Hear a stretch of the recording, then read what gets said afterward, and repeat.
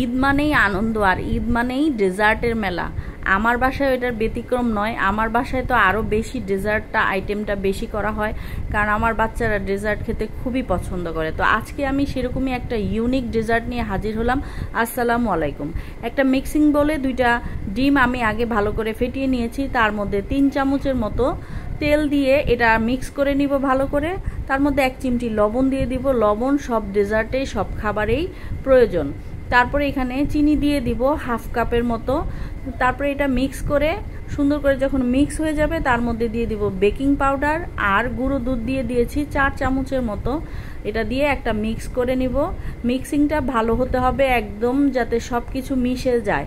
তার মধ্যে দিয়ে দিব 1/2 কাপের চাইতে একটু বেশি ময়দা। ময়দাটাও ভালো করে মিক্স করতে হবে। এটার ঘনত্বটা যেহেতু খুব একটু পাতলাই হবে ঘনত্বটা, তো এই জন্য এটা মিক্স করতে হবে ভালো করে। আর এখানে আমি ফুড কালার অ্যাড করেছি। প্রথমেই ডেজার্টটা দেখেছেন এটা একটু কালারফুল, তাই জন্য এটাকে একটু কালার দিয়ে আমি এটা সুন্দর করে মিক্স করে নিব।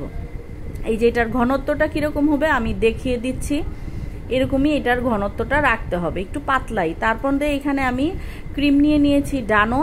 এটা আমি বিটার দিয়ে বিট করে নিব কতক্ষণ। তারপরে বিট করা হয়ে গেলে তার মধ্যে দিয়ে দিব কনডেন্স মিল্ক।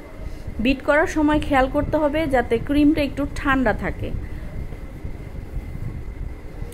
তারপরে এটা কিছুক্ষণ বিট করে তার মধ্যে আমি কনডেন্স মিল্কটা দিয়ে দিব। কনডেন্স মিল্ক দিয়েও এটা ভালো করে মিক্স করতে হবে। এখানে আর কোনো চিনি অ্যাড করা লাগবে না, যেহেতু কনডেন্স মিল্ক দেওয়া হয়েছে।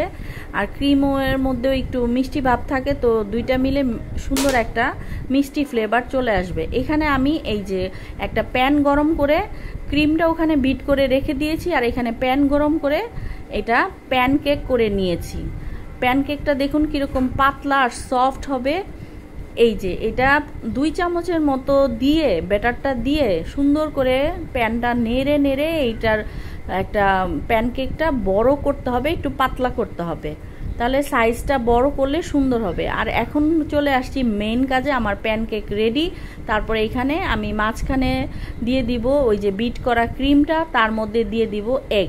হ্যাঁ, এটা এগ ডেজার্ট, অবশ্যই এগটা প্রয়োজন। সরি দুঃখিত। তো আমটা বিশেষ করে জরুরি। আম বলতে গিয়ে আমি এগ বলে ফেলেছি, দুঃখিত। এই জন্য আমটা জরুরি। আমটাকে আমি কিউব করে কেটে নিয়েছি। প্রথমে ক্রিম দিয়ে দিয়েছি, তারপরে 1 লেয়ার, তারপরে দিয়ে দিয়েছি আমের কিউবগুলো যে যতটুকু খান সেই পরিমাণ অনুযায়ী দিয়ে দিবেন। তারপরে লেয়ারটাও ক্রিম দিয়ে দিয়েছি। তারপরে এই যে এটা র্যাপ করে নিব। যেহেতু এইটার নাম হচ্ছে ম্যাঙ্গো র্যাপ ডেজার্ট, এটা একদমই একটা ইউনিক ডেজার্ট। এটা থাইল্যান্ডের খুবই ফেমাস একটা ডেজার্ট আইটেম।